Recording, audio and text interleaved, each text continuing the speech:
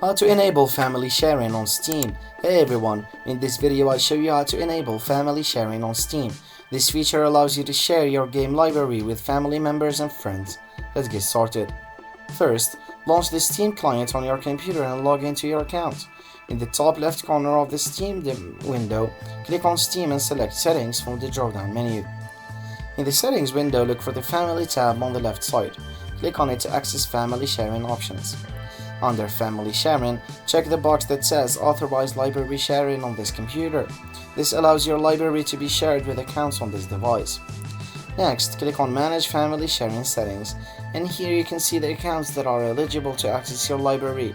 Select the accounts you want to share your library with and click OK.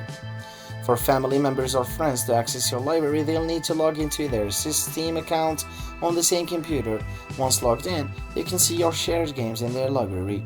Now, your family members can download and play the games from your library, but keep in mind that only one user can access a game at a time. And that's it. You now know how to enable family sharing on Steam and how it works. If you found this video helpful, please give it a thumbs up and subscribe for more gaming tips. Thanks for watching.